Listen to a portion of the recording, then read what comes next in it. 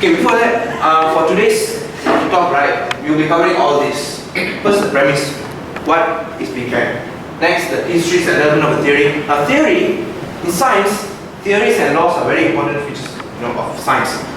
We need to know the scientific way of acquiring them, Now, cannot just say, oh, I see that, okay, come up with an equation, We need to investigate. I'm sure most of you know how to do science. So we'll see how the scientists came up with, used all those ways to come up with these theories. Next, the problems and evidence. Now, some of you might be wondering, like, is this thing really happened? Is this really true? So now I'll be presenting the evidence that we, as scientists, are very sure about that Big Bang really happened. Next, the timeline of the formation. Now, this is really complicated and very difficult to understand. But this probably you've never heard of this thing actually. This is not just Big Bang, but we will tell you since the time t equals 0 until now. So we will go through each and every step, like how everything, the particles, how it came into existence.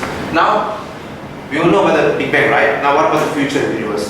So later we will see that also. After that we will cover questions and views. Okay, now Big Bang theory. It's a theory, of course. Big Bang, it's very simple. It says that everything you see, it all came from a single point in space itself, a single point with infinitesimally small. It's smaller than the smallest thing. Infinitely hot, because as you know, if you compress the matter into a small volume, it will be hot, right? So it's infinitely small, infinitely dense, and what we call actually a singularity. This is what Einstein came up with something. It's called singularity, which means it's a point of space, just a point, but it has a mass with volume 0. So it's infinitely dense, like everything. So for Big Bang, it's the master of singularity, because normally you will see singularities in black holes, right? Small mass. Now think about everything. Everything you see, the building, the cars, the planes, the stars, the Milky Way galaxy, everything, all the mass, it's now compressed into a single point. That's how dense it was in the beginning. Now this was when t equals 0. Now this theory also says that prior to that moment, there was nothing. It says there was nothing and then there's something. That's what the theory says. Now most of the theory is actually mathematical, like maths, equations and all that. But now we won't really go into that. And the Big Bang, actually the scientists didn't come up with that. It's actually an astronomer where they say he was actually an opponent of this idea. And he says no, Big Bang, it's not true, it's wrong. He says like Big Bang, but that's the name we adopted. That is Big Bang theory. Now we will see more. Now it's very important. The theory we know is very important. Now we will see how it all came into being. First of all, it's this thing: observations and the structure of the universe. Because before this, we observed that the galaxies, the faraway galaxies, they are moving away from us. Now, why is that happening? We don't know. That's still happening. So we first saw that. Now that one we'll cover later. From theoretical consideration also. Wait, enter. So first, Westo's slipper, he first measured the first Doppler shift. I assume everyone here knows about Doppler effect, alright? Doppler effect, when you guys know, right? A lot of things to cover. So he first thought the spiral nebulas, spirals which looks a nebula which is spiral, which is going away from us. But at that time he didn't know it was galaxies actually. So he thought like it's just it's really highly controversial because they thought those nebulas were actually iron universes. It's not in this part of the universe. So they were really confused. So this guy didn't actually come up with that this is the proof of Big Bang. It was the other guy. We'll see later. So other scientists, you see Einstein, Friedman, Edwin Hubble, Georges. Later we'll see. So now, next. Einstein, the genius himself. So now, 1905, he came up with this theory of relativity, right? His special theory of relativity. he said that space is not just space. It's static. It's not static. It's like a fabric. You know, you can fold it, you can mold it, all that.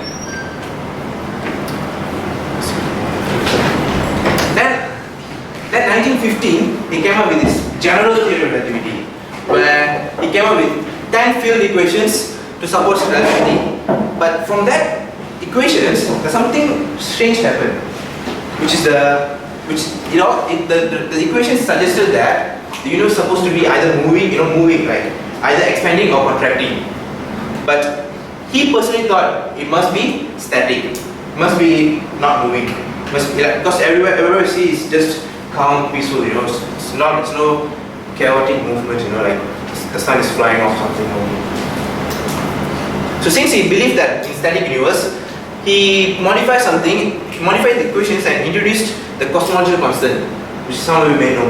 The cosmological constant is something that he included, and later he found out that the universe indeed was expanding. Then he thought it was stupid. He personally considered this thing is his greatest failure. Okay, next. Now this guy.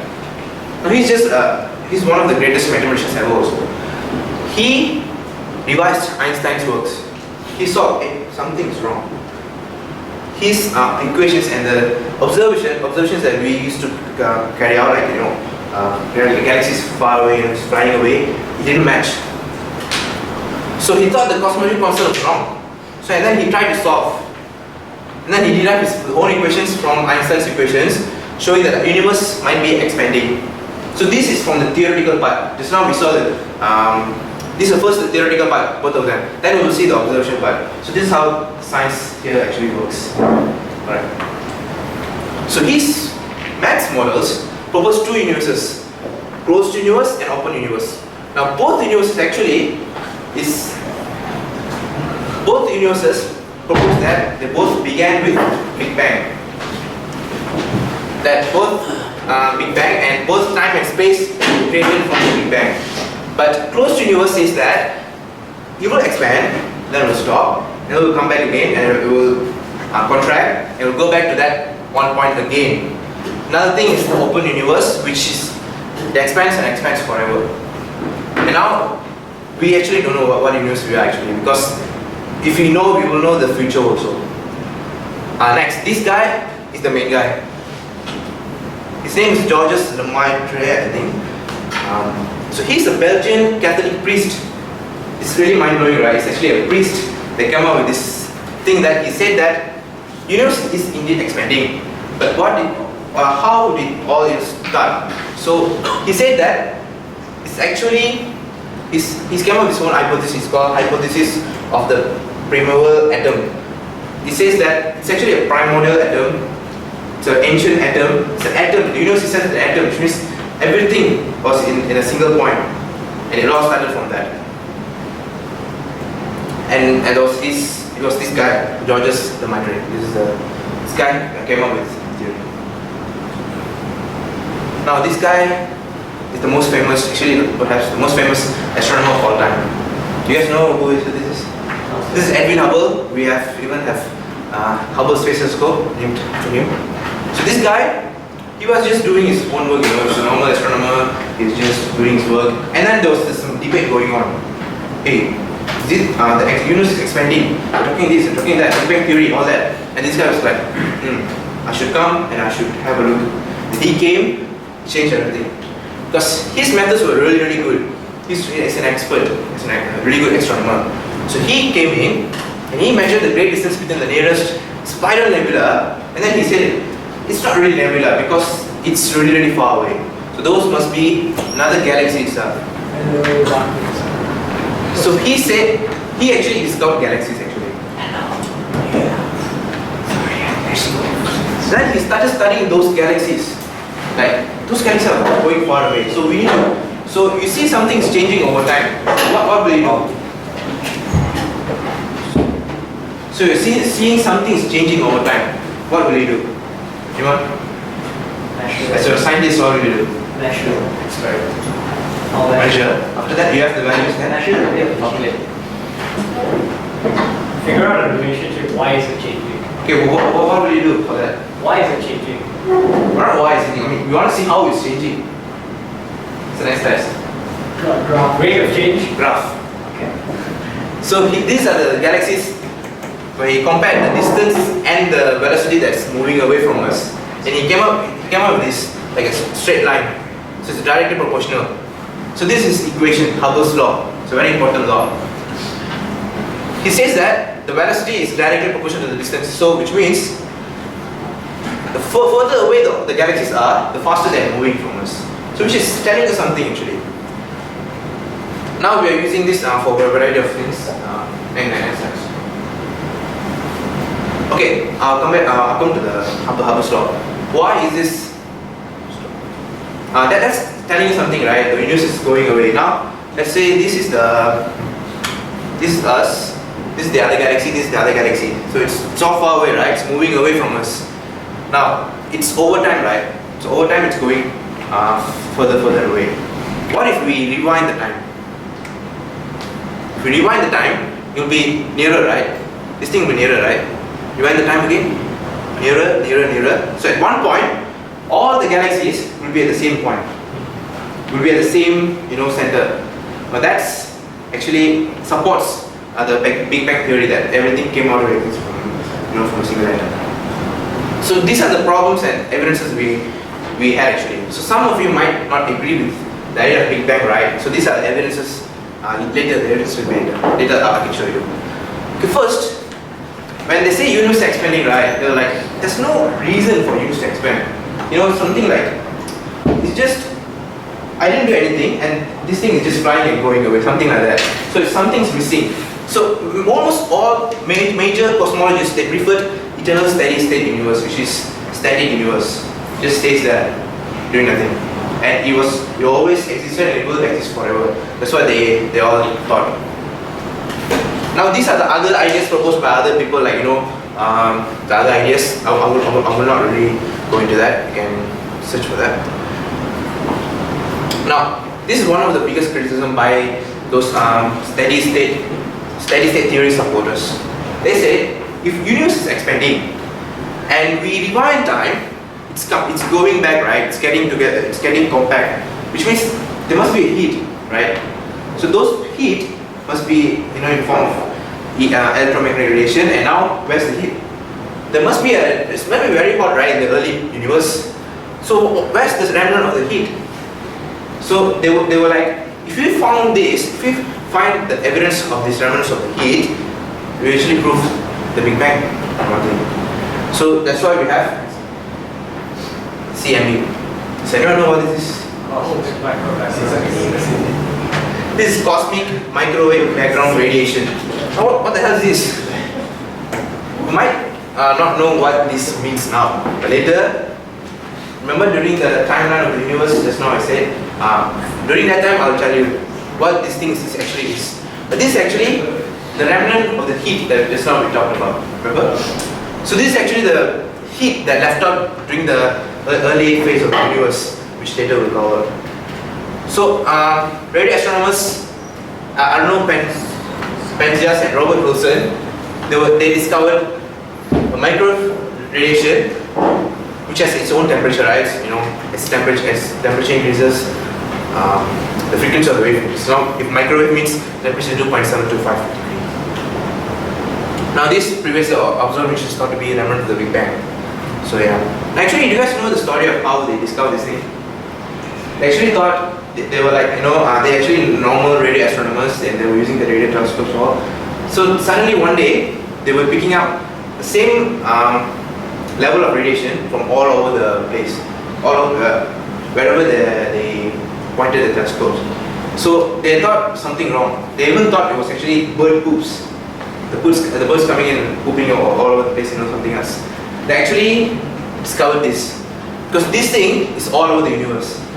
It's all around us because we were part of that actually when this thing happened. So now we can still observe it. We are still sending more sophisticated telescopes, space telescopes, to find a more detailed version of this. So we will have a look later. Next. What is this? This is the Large Hadron Collider. This is the largest machine on this earth right now. Now why am I showing this as an evidence?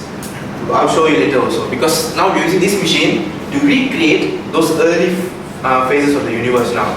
To recreate, we cannot just say, oh, this thing happened, because we have the theoretical predictions from, let's say, from quantum mechanics, from relativity, saying that things were behaving like that in the early universe. We cannot just say, we need to prove, right? So we can actually recreate those moments, those high temperatures, those high pressures here, using this big machine. Another evidence that we have is the abundance of the primordial elements, which later we will cover, which states that, using a model, we can actually calculate the concentration of helium-4, helium-3, deuterium, blah blah blah, and it's consistent with the observation, the theoretical predictions and the observations, that it's consistent. So it's a good evidence for that. Alright, this is the most important one. When T equals 0, the volume of the universe is actually 0. But after that, something happened and it expanded. Now, this is our weakness actually, because we use our current theories of physics, for example, quantum mechanics and relativity, to predict what happened at those early times. But there's one big weakness, big problem that we have right now. We don't have the theory of everything, or in other words, we don't have the quantum theory of gravity. So we cannot use those. At this point, remember this Planck time, 0 to a Planck time. Planck time is very, very small. So what happened is, we cannot use these existing theories to explain that. Because here the physics, the relativity itself breaks down. Because it's that small, so the gravity must be strong. At the same time, the gross gravity is actually in quantum level, micro level. So we cannot really predict anything. But it was so hot. It was 10 to the power of 1 followed by 32 zeros Kelvin hot. It was so dense, and the quantum effects of gravity dominate the physical interactions. We know that it interacted, we know that it affected, but we don't know, we cannot really predict, cannot really say. And do you guys know about fundamental forces? And there are 4 fundamental forces: strong nuclear force, weak nuclear force, gravitational force, and electromagnetic force. Now, for this Planck epoch, we don't have physical theory. So these are the 4 fundamental forces. Now this is very important, because everything you see now is actually influenced by these 4 forces. I'm pushing this thing. It's gravity. It's falling down to gravity. So there's a radioactive decay. It's a weak force. So everything is influenced by this. So during Big Bang, these 4 forces must have been created, right? So during this Planck epoch, says that during the Planck epoch, all the 4 forces actually in the same form, same type, same thing. Now we are seeing as 4 different. So this whole story, the whole timeline, we'll see it as like how those 4 forces split to be these 4 forces that we see today. Now, this is the 10 to the from the Planck second to the 10 to the power of -36, which is not yet 1 second yet since the Big Bang, but this thing happened, which is it kept expanding, right? So as it expands, it cooled. So there was one temperature, which is still very high. There was one temperature where the forces separate from each other, but there was only one force that came out first. 4 forces together. Now, one came out first, which is the gravity. During this grand unification epoch. Now, those three others, nuclear, strong nuclear, weak nuclear, and electromagnetic force, they were called grand unified theory. They call just grand unified theory, nothing strong. So this thing ended when those three started to separate. So next. So now, this is very, very important, because we can actually recreate this epoch here in using a Large Hadron Collider, which is still 10 to the power -36 to -32, which is a really small period of time.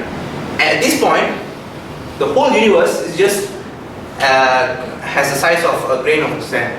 Still so small. But you can still predict what happened. So now we have the grand infinite theory, right? The three forces. Now the strong force has been separated during this epoch. Now there's another thing, there's another model to Big Bang which is called inflation theory, which is why I already covered today. But this inflation theory says this strong force, coming out of those grand infinite theory says that it fueled the inflation of the universe. Now what is this? The universe was already expanding, but at this point the expansion was so great, they call it the inflation period. The rapid exponential expansion by a factor of 10 to the power of 26. Can you imagine? This is the factor of that, which means it's expanding faster than the speed of light, faster than anything. So the universe started to super cool from this temperature to this temperature. Now at the end of the universe, this epoch, it was filled with quark gluon plasma. You guys know, right? Quark gluon. Okay, this is the electroweak symmetry breaking and quark epoch. As you can see, four forces together. First gravity separated, then strong, and then electroweak. Now even these electroweak, electromagnetic and weak force, even these separated, which is electromagnetic and weak force. And then during this time, the Higgs field gave fundamental particles mass. So you guys know Higgs field. They recently discovered that there's a field called Higgs field, and that field, normal mass, normal particles interact with Higgs fields to give mass. So during this time, this is where those particles, most importantly quarks, gain their masses. Now, but still, the temperature is too high for quarks to bind together to form hadrons. So I think I'll explain now what hadrons, what quarks are actually. So quarks actually a fundamental particle. It has mass, it has a specific charge. And then there's another quark, three quarks together, held by gluons. Gluons are actually force carriers. Which force? Strong force. Strong force is the strongest force, and it binds quarks together to form hadrons. So this one thing, hadron, can be proton or neutron. But it was still hot, those quarks are still, it's in a plasma. This quark gluon plasma, it hasn't been, gone to hadrons. So now the hadron epoch. And now you can see it's we haven't, 1 second hasn't passed yet. The quark gluon plasma cools down, and the hadrons such as protons, neutrons formed. It's during this time when the temperature is cold enough for these quarks bind together to form hadrons. The protons, the neutrons you see that we have in the body right now. It was formed during this moment. And lepton, if you guys know, lepton is another fundamental particle, just like quark. Lepton is another fundamental particle where it was created during this time also. If you guys know, you know matter and antimatter, right? So during this time, majority of the hadrons, which is anything is made up of quarks, and it's anti-hadron. If you guys don't know anti and anti-particle, do you guys want me to explain? I think you know. Anyone want me to explain? Okay. Quark, right?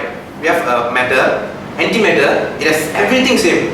Mass change, the mass is the same. Everything else same except the charge. So different charge. So when we have one matter and another antimatter interacting, you will be converted into energy purely, entirely. There will be no other remnants left.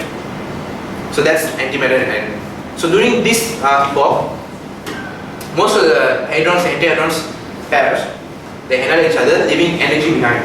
So they're full of energy. And those energies, and at the same time leptons and anti-leptons were created. So since they annihilate, they dominate the mass of the universe for a small amount of time. And now, if you can see, it has been 1 second, just 1 second. A lot of things have happened before this.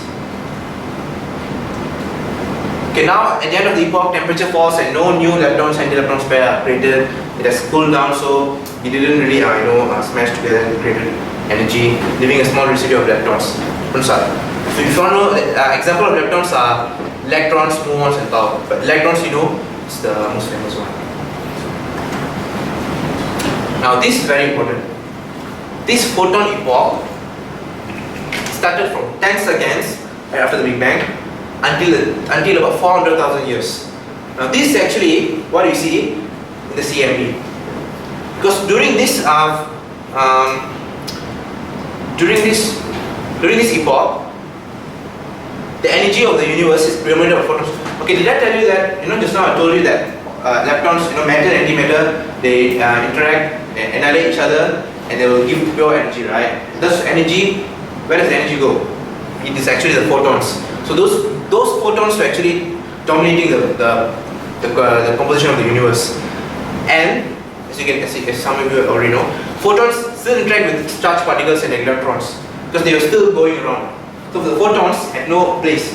Wherever they go, they will bump into another charged particle. They cannot go. So those entire epoch is actually opaque. Call it opaque because the light cannot travel freely. Wherever they go, they will bump to another charged particle and interact, absorb, and drag all that.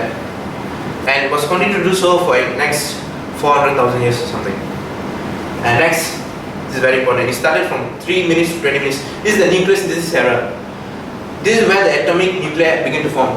Just now we saw quarks, they begin to form, and then quarks become protons and neutrons. And now the temperature was low enough for the first 3 minutes where those protons and neutrons can form together, form the atomic nuclei, but still hot enough for the electrons to exit from the nucleus. So it's not really an atom, it's just the nuclei. And the temperature between these was still hot. The sum of the protons and neutrons undergo nuclear fusion, which means proton and neutron just fusing together, creating new elements. And during this time, we actually we can calculate how much the nuclear fusion happened, and we can calculate how much the hydrogen, helium, how much helium was created from this. Because after this, the temperature was low enough. Temperatures fallen to a point where no nuclear fusion will happen, which means after this there will be no nuclear fusion.